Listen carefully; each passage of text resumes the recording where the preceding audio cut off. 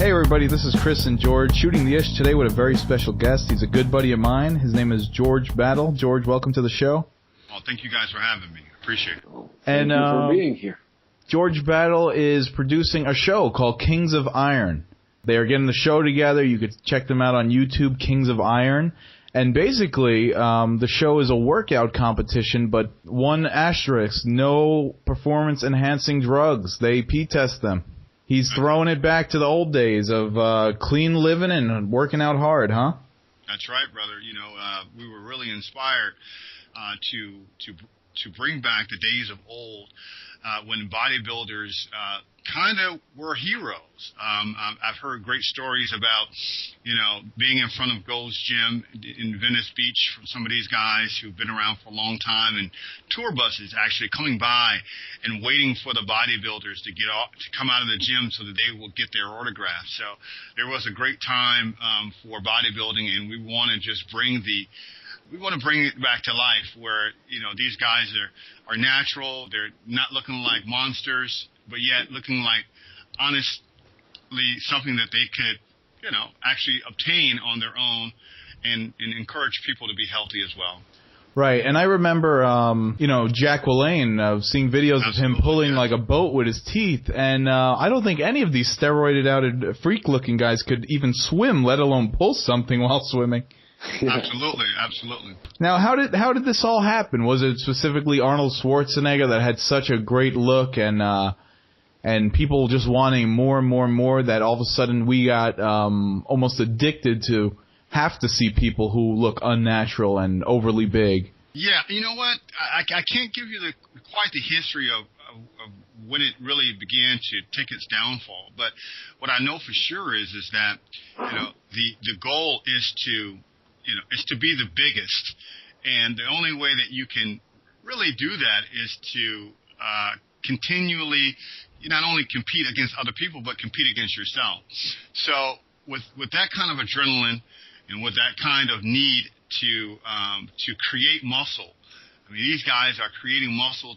Honestly, especially obviously the guys on the steroids or the performance enhancers are creating muscle that don't even exist. Right. They're creating. I mean, it really is incredible when you look at how, you know, back in the high day when bodybuilding was at its peak, you know, Arnold Schwarzenegger, you know, would weigh in maybe at 270. You know, these guys now are weighing in at 360. Wow. Yeah, I mean, it's incredible. So, you know, I don't know when it really began to get into this really need to get out of the beauty of it and just get into the bulk of it.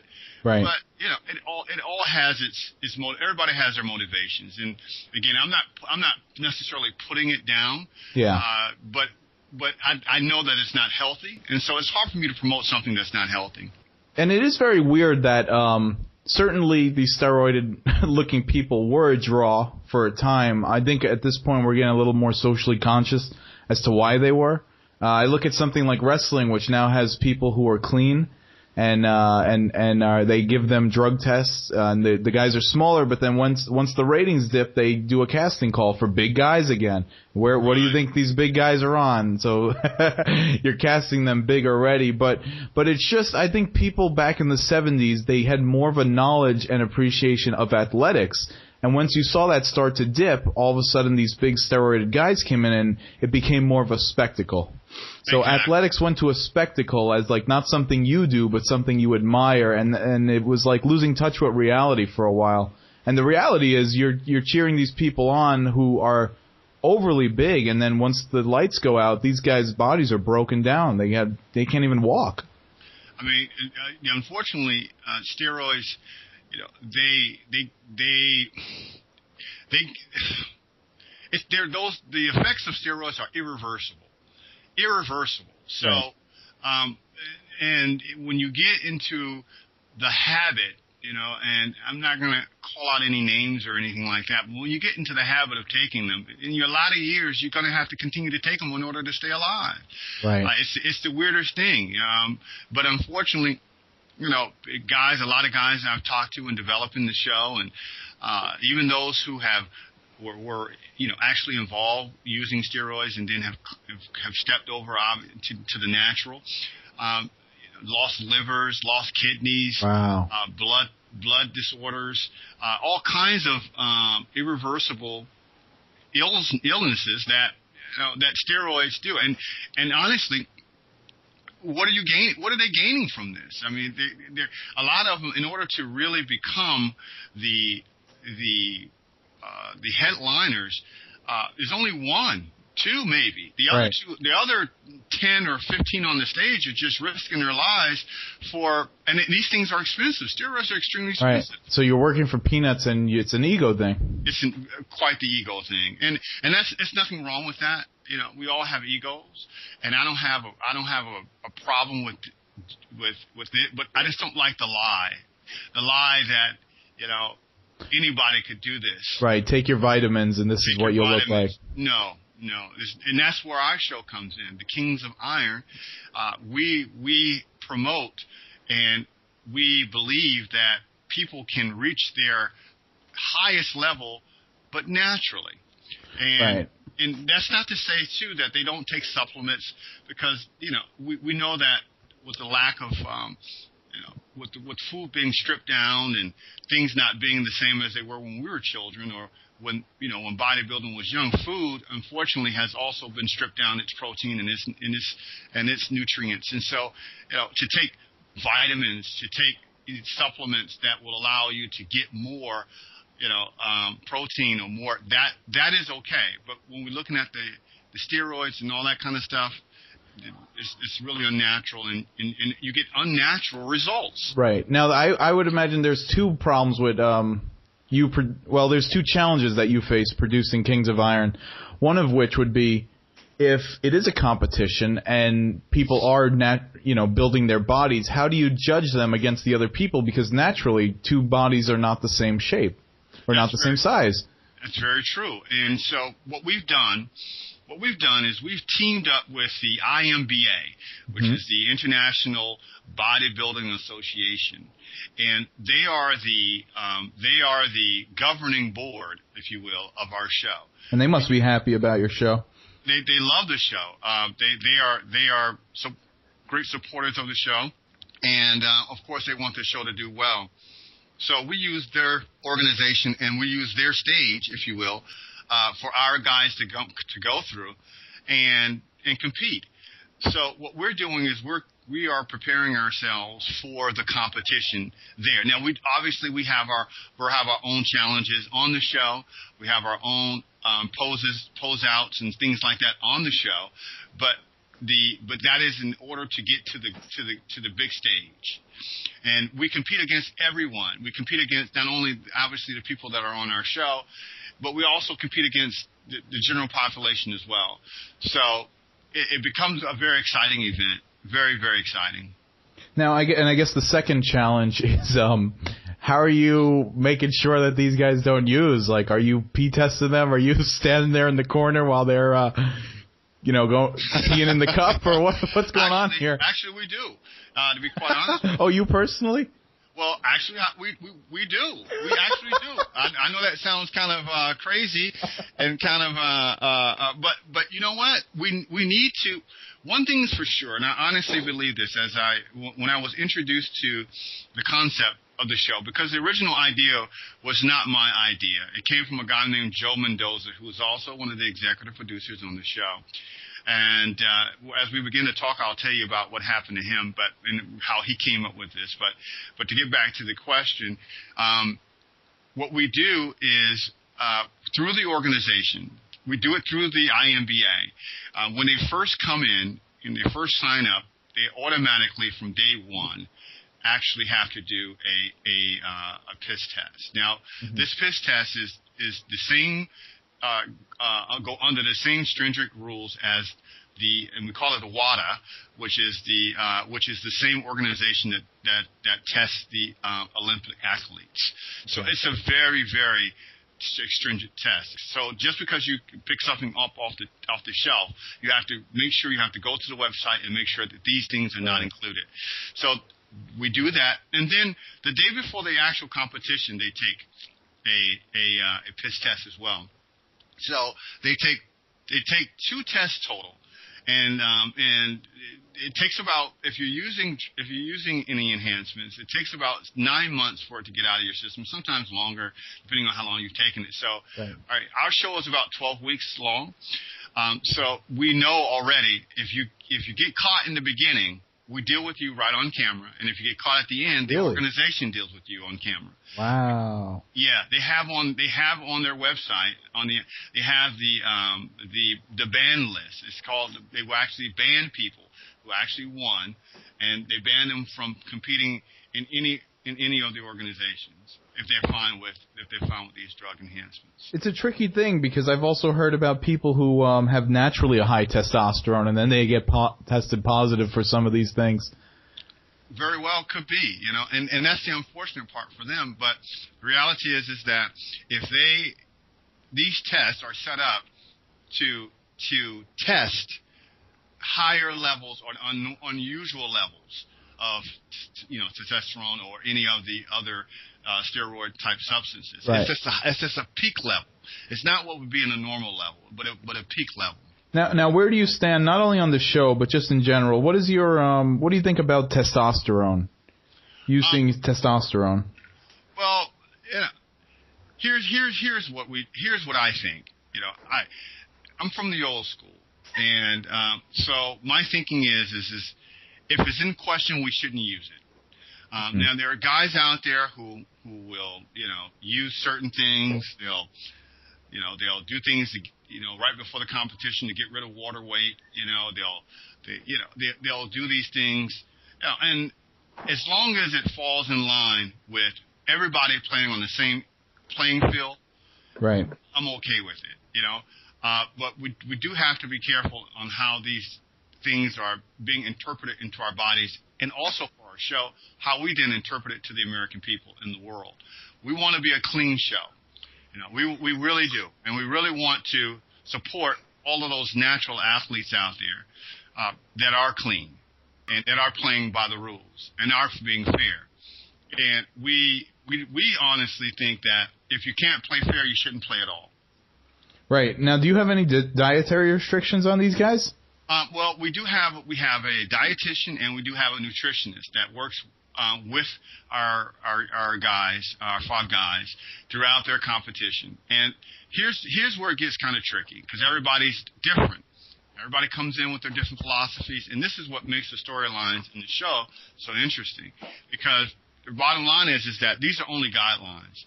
These guys can go out and eat 14 potatoes, Right. They can do whatever they want in regard. But as far as the show is concerned, and again, as far as what the American people will see and hear from this show, is a diet that will be high protein.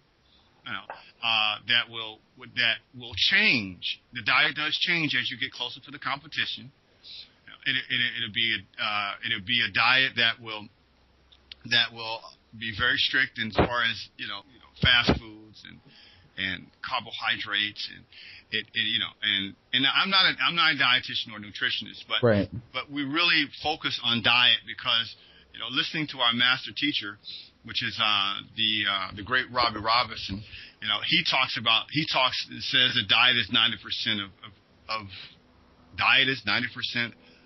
of bodybuilding. 90%. The other 10% is in the gym. So Right. if you're not eating right, then you're not going to get the kind of mass that you want. Yeah, I mean, even in all facets of life, what you put in is kind of what you get out. Absolutely. Now, talking about the American people watching Kings of Iron, where are these Kings of Iron from? You got Americans? You got are these all Austrians, or what do we got here? Well, first of all, let me tell you who's running the show. And I'm not talking about the executive producers, but I am directing the show. But as far as our cast is concerned, we can start from the top. The master teacher is Robbie Robinson.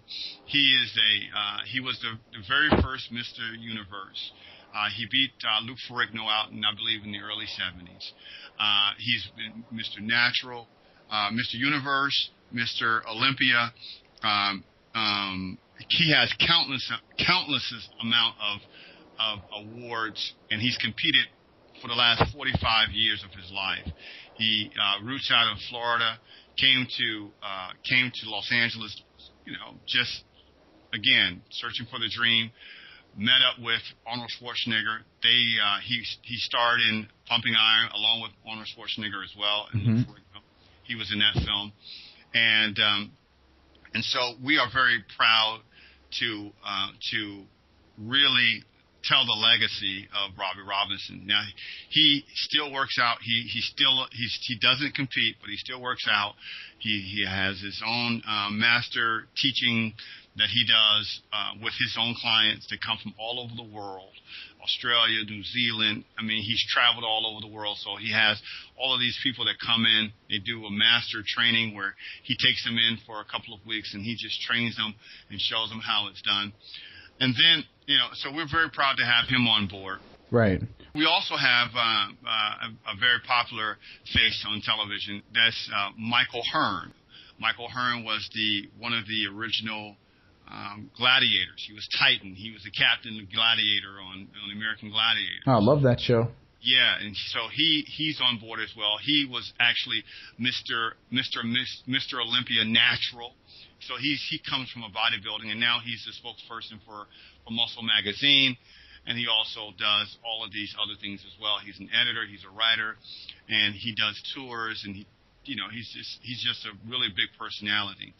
So we also have them too. Those are our two. We call Mike the Master Motivator. We call Robbie Robinson the Master Teacher. Now with Mike and Robbie, but also the competitors as well. What is their philosophy on cardio, and does cardio get in the way of building, even if you're doing it naturally? These guys do stay away from cardio. Well, I should say some of them. Some of them need cardio, to be quite honest with you, but because their abs are not as well as they need to. Some of them need to, because what the master teacher does, he goes in and he does a body analysis and tells them what their weight should be along with the muscle mass to compete. So some of them have to lose weight, some of them have to gain weight, some of them have to gain more weight, more things like that. So cardio is not really something that they do a lot of. Now on the show we do some cardio as far as competition is concerned. We do that but that's to build some of the drama up and to see what these guys can really do on their feet. But as far as their workout's concerned, they don't do a lot of cardio. Yeah, I've heard some of the old work bodybuilding guys say that you get your cardio in the gym. Yeah. I mean they sweat a lot. But they don't do a lot of cardio. At least that's what on the show we didn't do a lot of cardio. What is it like? No, I've met like a lot of bodybuilders, and they're actually quite nice. But I could imagine that the stereotype would be that bodybuilders are, or muscular men are aggressive. What is it like for you trying to wrangle 10 to 15 muscle-bound guys? Oh my God! You yourself are not like a big jacked bodybuilder. No. I'm for your audience. I'm 145 wet. So I'm a skinny dude. So standing around these guys either make you want to work out or leave the room. But for me, it was a pleasure working with all of these guys because a lot of these guys this is their life. This is what they believe in. A lot of them have really grown up to understand that this is their journey. This is their destiny to be in these kinds of competitions. So with that being said, they take it very seriously. Right. And, as far as ego is concerned, you're going to have that whenever you get, 5 guys, 10 guys in one room who all have their own opinion and their own philosophy about their own workout. And that's where you see a lot of the conflict come in on the show is, guys want to work out a certain kind of way. They want, and between Robbie and Mike, those two guys even have different styles in working out. Robbie is more of he wants to, explain, and he wants your body to be a work of art, versus Michael Hearn is more of the mass. He wants you to be big. He wants big weight, because that's how you get big muscles. So even their philosophies are a bit different. But as far as our guys are concerned, we have to kind of get them to work together in their workout. Yeah. We really do, and it becomes quite the challenge. It becomes quite the challenge because on the show may be different from how they work out on their own. Yeah, because bodybuilding is a very individual thing, and everyone's body is different. That's correct. And yeah, I know, because I have a membership to Muscle Beach because I live over here in Venice, and I sometimes think, oh my gosh, they must think, who's this fat guy that came to the gym today? But really, everyone's just focused on their own thing, and they've got their own thing going on, and that's what I have to remind myself, is that I need to worry about my own stuff now. But I guess that could be a challenge if you have a coach and a bunch of different guys that all have their own point of view. Yeah, and it becomes ego-driven. It becomes because you got guys in there who says, hey, put some weight on that bench. Put some weight on that bar. And then what do you do? Because, strength, we don't do powerlifting. We do bodybuilding. Right. But bodybuilding, you need to hurt the muscle. You need to break the muscle down in order to get to the next level.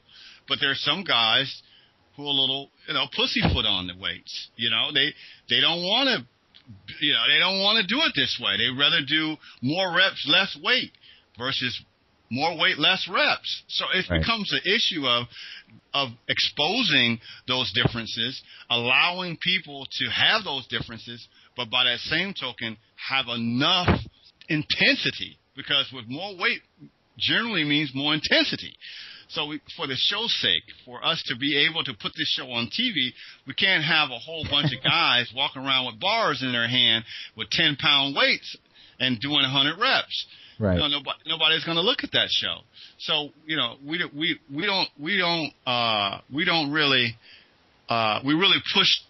try to push them until their bodies fail.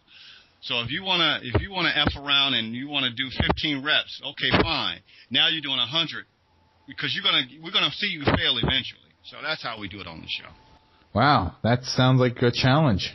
Yeah, but it has to be, because the biggest challenge is making the American people and the world see that this is a bona fide real show. But most importantly, to our peers, to other bodybuilders, because those are our first defense in getting this show on, is to have other bodybuilders inside the industry, give us their thumbs up or give us their support. So it has to be real. Right. It can't be. You can't bullshit this. You gotta be. You can't BS this. It's gotta be real. Have you received a lot of support from the different bodybuilders? I would imagine out here in California you have a lot of exposure to meet people. And so much support, man.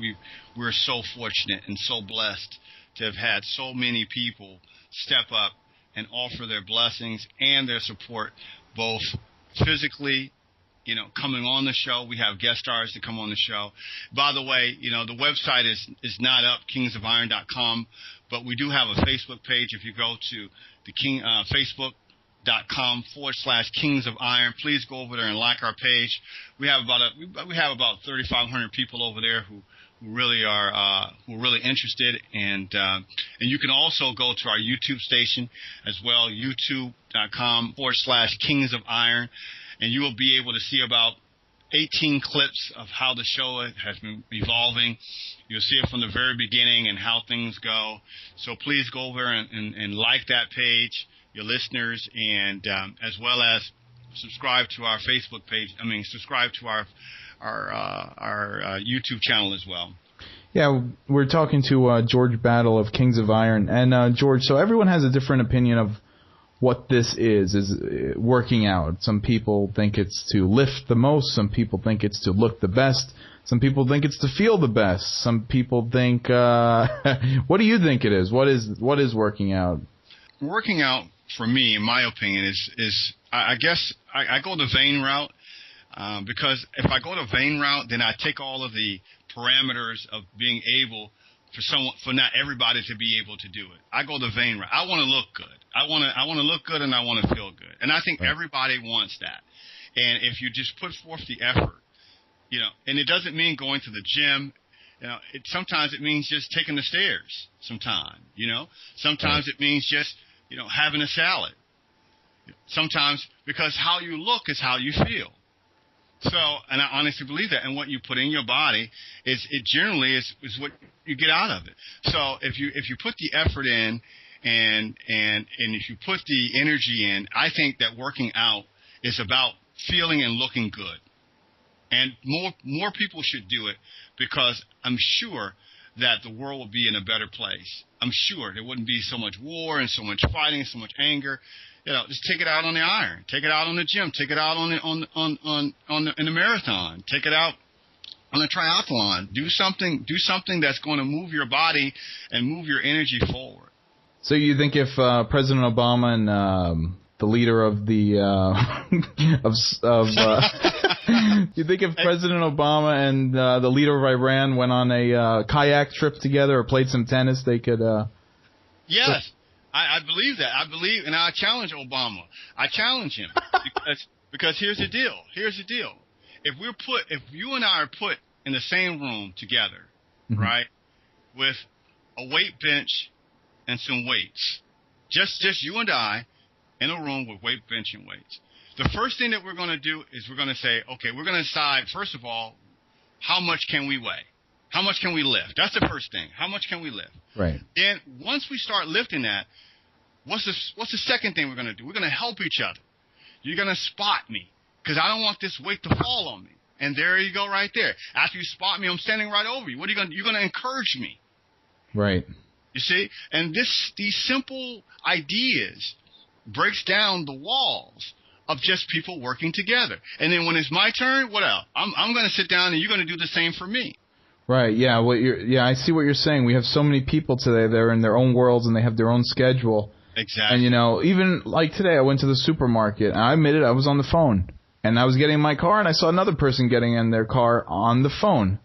And I thought, if we both weren't on our phones, we might have said hi or had a little convo or something like that. Absolutely. And but I guess another argument is that not a lot of people have time these days because of that and work and economy. So how do you balance that, and how do you be consistent? Time is relative, brother. It's the same 24 hours that Jesus Christ had. It's the same 24 hours. So what you have to do is what? Prioritize. It has to be important. Take those things out of your paradigm that are not important and replace it with those things that are. And then that's the bitter pill that you have to take. Most people don't want to admit that I can do this instead. They want to use it as an excuse, which I understand. I do it all the time myself. But the reality is in order to make the change in your life, you have to change your paradigm. You have to change how you think. You got to change your habits. So, all right, I'm going to eat one salad 3 times a week at some meal, whether it be breakfast, lunch, or dinner. It doesn't matter, but I'm going to have me a nice salad. Okay. 29 days of one thing is a habit. If you do it for 29 days consecutively, it becomes a habit. So, therefore, the goal is first week at a time, and this is how you do it. Right. And it's the same thing with working out. It's the same thing. More people are dying from diabetes, obesity. Heart disease. Come on. No one ever got in shape by dreaming about being in shape. Unfortunately. We all be in shape. But once we get in shape, you could see it on people. You could see how they feel when they get in shape. You could see how their lives are changing based on their own actions. We need to be responsible for that. Right. All right. Yeah, we're talking to George Battle of Kings of Iron. And George, we've been talking a lot about the trainers and about the show itself, but let's get into the cast and some of the personalities. Yeah, well, we have a great cast. We have 5 individuals, different ages, different cultures, different backgrounds, depending on, but they all are local here in Los Angeles area. When we filmed the show, we did a casting call, and we were able to find some great guys that were really bodybuilding enthusiasts, but wanted to take it to the next level. So we have a father and son. Believe it or not, we have a father and son. One is Anthony Jones from Pasadena, originally from Chicago, who remember. And you got to go to the YouTube station too, by the way, because if you go to the YouTube station, you'll be able to see their testimonials or their confessionals where they talk about themselves. But so stop by there. That's youtube.com/Kings of Iron, and you can actually see the cast there. But Anthony Jones again was, he turned 50 on the show. By the way, he turned 50 years old. Wow. And believe it or not, in the competition, he was one step from winning the whole thing. You see, so he had a beautiful body. He's been working out since he was a young teenager. Never competed before. Always took his workout extremely serious. Remember seeing Robbie Robinson when he was a young kid. You got to let him hear. You got to hear him tell him stories. So you guys got to go over there and check out his story. It's very interesting. Then we also have his son, Miles Jones, who's his early 20s. He's 26 years old. He's also on the show as well. So we got a father and son, interesting chemistry there with them. And he's also, he obviously grew up in bodybuilding as well from his father, and his chemistry along with these two chemistry along with the other guys. We also have, Handel Saldana. He's originally from Colombia, and he came to this country a few years ago, and he was introduced to bodybuilding by his brother, and he's a young guy. He's only 21, but he's a single dad. He has a very interesting story too, but he loves bodybuilding. So he's a very interesting character. You got to go and check him out. Then we also have a guy named Sam El Ma. He's Chinese, man. Chinese, born in Vietnam, and then came from Vietnam to London, England, where he went to school, and then later came over to the United States. Fell in love with bodybuilding very early on. Came to Venice Beach when he got here, looking for Arnold Schwarzenegger, and got into bodybuilding. So he's a very interesting Chinese guy with bodybuilding. You don't see that quite often, but he has a great story as well. Wow. Then finally we have the last, Blake Ginsburg. He's from Simi Valley. Quite the personality. Probably in my opinion, one of the best physiques in natural bodybuilding today. He's worked very hard on it. It's been the last 5 years. He's a double major student over at Fullerton. Double major in medical and philosophy. He's very smart. So he breaks all the stereotypes of bodybuilding. So he's very determined, good-looking guy. Definitely go over to our Facebook page, like our Facebook page. It's facebook.com/Kings of Iron. See the guys, see their posters. We got big posters of them on there. And it's just a great show. We've got a great cast of people. We've got a great crew. We've got a great, we also, I want to highlight, want to big up the home of the Kings of Iron. That would be West Coast Boot Camp, guy named Adrian. He's a good guy. He's a natural bodybuilder himself. He competes, and he owns this gym, and he's opened this gym up to us and made it the Kings of Iron. Please go by and see that. It's over in the La Cañada. We've got a great group of guys, man, and we're real happy about what we're going on, and just can't wait to get started again. Awesome. Well, it sounds like there's a lot of people to root for. This entire show is going to be completely drug-free, right? No testosterone, no anything, not even any, how about, what do you feel about these, pre-workout supplements, the NO Explode type of things that, get your blood pumping? What do you feel about that stuff? Now, you know what, we do have, we do believe in supplements and things of that nature. It's not as if we think that you can kind of get to this point without having anything. Looking at the quality of food and things have a lot changed, obviously, since back in the day. So we are definitely into understanding how supplements go. However, one of the things that we have to be very aware of is the criteria by which we are judged from the organization, the IMBA, which we are being judged by. So they have this whole list of things that we can take, and they are the most highly, how can I say, drug tested organization out there in bodybuilding. They use the same folks that use for the Olympics.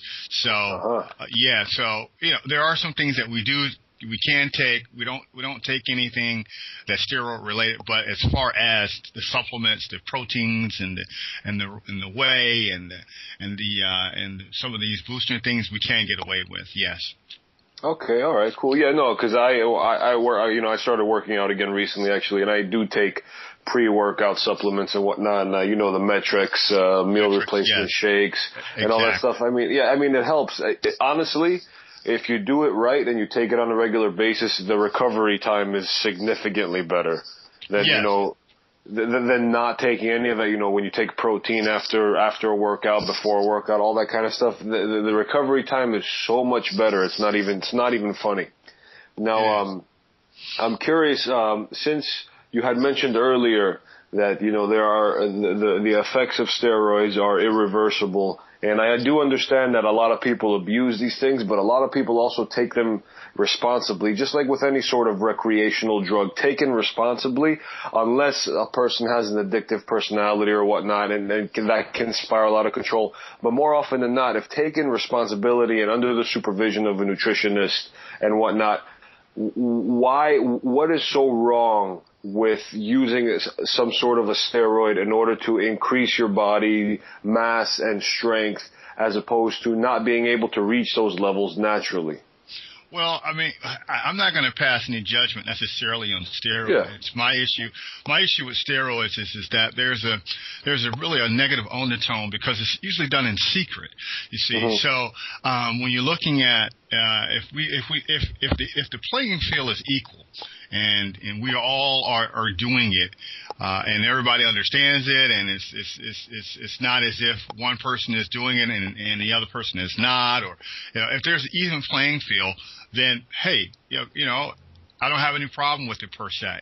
I know that steroids taken over a long period of time, much like any other drug, are going to have their effects on your body, because of course it's foreign. But our issue is that's being able to naturally grow the body, push the body to a place naturally, without using steroids, that will allow, and none of us are using steroids, so that's therefore we have an even playing field, and now we can judge the end result based on those things, So it's the secrecy of it, it's the overusage of it, because at that point, with any kind of drug or any kind of enhancement drug, the next thing is measurement. How then we do measure? How can this person? How we measure this person taking this one's person taking this one? So that's why we say, hey, none of it, forget it. Let's just do it naturally. Yeah. All right, cool. Yeah, no, I completely understand that. As far as because basically bodybuilding is a sport, correct? It is. It is a sport at this point. So it is a sport.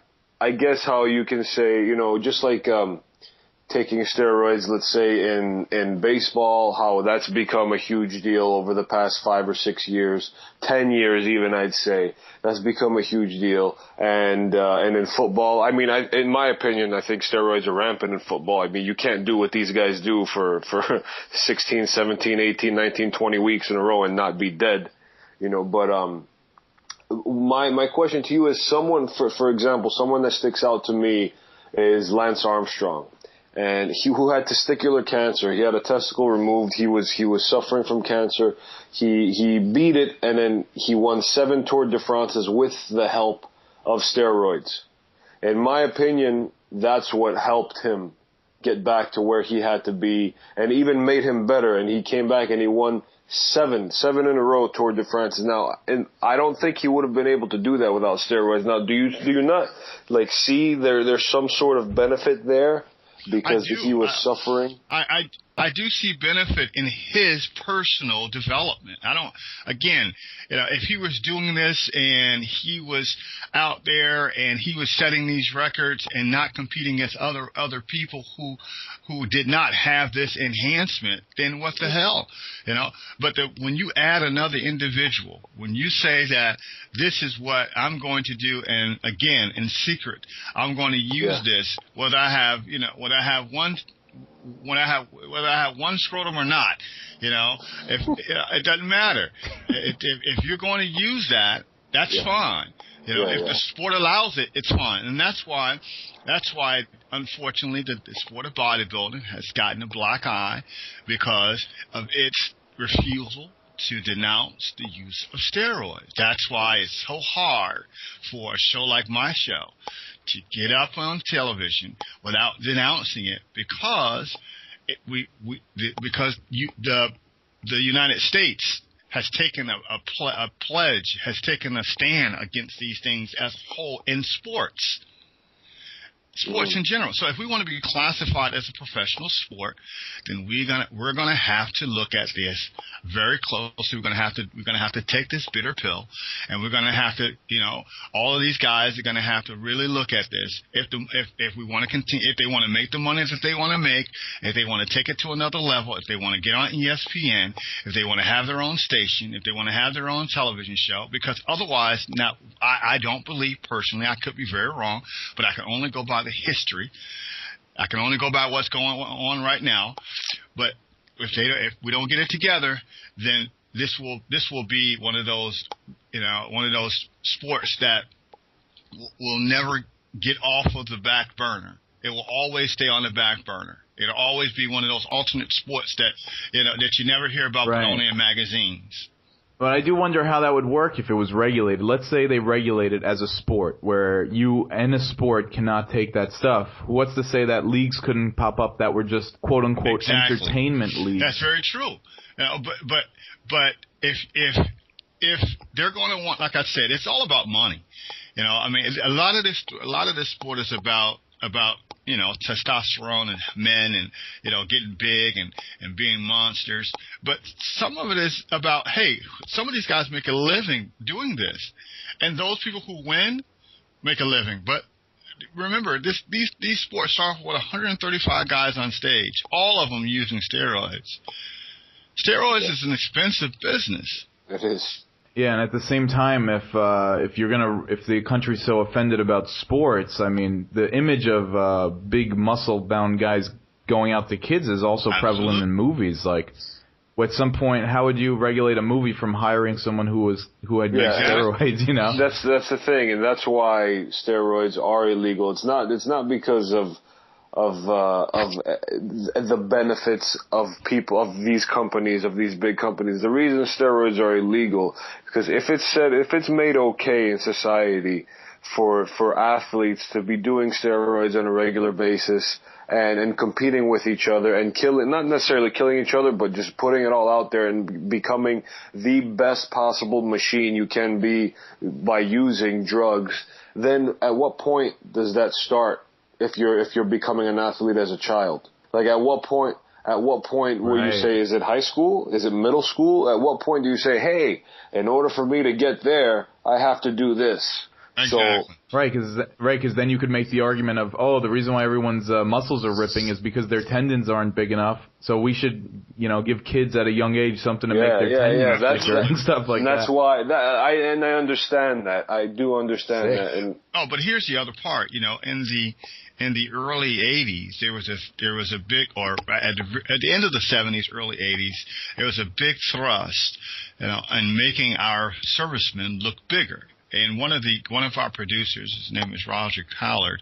He's been a bodybuilder and for a long time worked with Arnold Schwarzenegger, and he's told me a story about how he was hired by the government to create a plan that will allow our servicemen and women to become bodybuilders. To appear away to the enemy. As if we could be untouchable. unstoppable. And so he instituted this whole fitness program in the United States military. And it took off, and now what was steroids involved in that? I don't know. He never said that, But my thought is that with the reason why he was doing it was because he was a successful bodybuilder. He had gotten his body to a certain way. Now, I'm not implying in any way, form, or fashion that he told our servicemen and women to take steroids. However, I know that size, that presence, that wasn't important at that time to project a certain appearance for the military. So bodybuilding has been around for a long time, and it's still very important, how we shape and how we can control things within our bodies to make, to push it and do that kind of stuff. But again, naturally. Right. All right, I guess that's that whole concept, that science fiction concept of the super soldier, someone who from a young age was taken and pumped up and Dolph Lundgren. Maybe he was Universal Soldier. He was also taking steroids in Rocky IV. Who was that? Dolph Lundgren. Oh, Dolph. Yeah, yes. At least the character. The character was. Yeah. And probably the actor. No. You never know. I mean, again, going back to what you were saying, if taken in an environment that is monitored by a nutritionist and this and this. I mean, look at how do you think Sylvester Stallone can look this way in Grudge Match or can look this way in Expendables? That's growth hormone that he's taking. Yeah, but he's 72 years old. You know what I'm saying? I mean, the guy is old. Right. I don't know if he's really 72, but he's in his mid-60s. Yeah, but it's like, come on, man. I mean, he had to have your body can't do that. I don't blame any of these athletes for doing steroids. I do not blame any of them, and nor am I pissed at all of them. Might be a little disappointed, which in a child's eyes, disappointment is always a little bit worse than getting yelled at.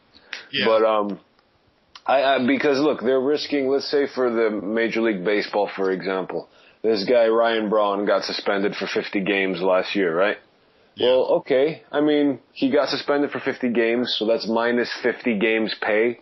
But the year before that, I think he signed a 7-year, $150 million contract. So that was using steroids. So yeah, I'll take a 50-game penalty from my contract if it's going to get me a 7-year, $150 million, $200 million contract. Yeah, I'll do that.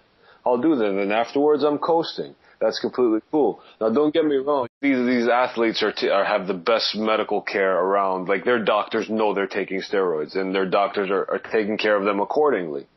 But see, my only issue is, and you're right physically, and you're probably right on a lot of levels, but ethically, it's wrong. Mm-hmm. You gotta really look in the mirror and say, I am a cheater. At the bottom line, it's still cheating, and you have to be responsible. You have to look yourself in the mirror and say, this is something that I've premeditatively done in order to get an edge on my competition, and it's illegal. All right, yeah, no, okay, I get that. That's good. Well, I am completely in agreement. Anything other than a local steroid that a doctor gives you is obviously not good for you, regardless of how little amount you take. Not good for you in a variety of ways, not just physical. So that's how I feel. I think what you're doing is a good thing. I hope that we can get the word out there, and I hope that as a result of this, you guys could get the show launched, and with that being launched, hopefully this concept or idea that you guys have spreads, because it's not just a show. It's an idea that is using the TV format as a canvas. I guess that is correct. We're excited, and like I said, we're very poised to do well with the cast and the crew and the storyline and the start and finish of the show. We're very poised to do well, and we're excited about it. We really are. All right. Well, thank you, George Battle, for coming on the show. His show, everyone, is Kings of Iron. You could see it at youtube.com/Kings of Iron for now. They have a bunch of bios and videos on their guys who are working out, working hard, and working natural. They are trying to get this thing on TV, so help them out, give them some love, and hopefully, the mentality that they have spreads to other people as well. Thank you very much, George Battle. Thank you. Thank you so much again. All right, guys. Thank you very much for listening to Shooting the Ish. This is Chris and George, and thank you again to George Battle. We will check you out next week. Take care. Take it easy.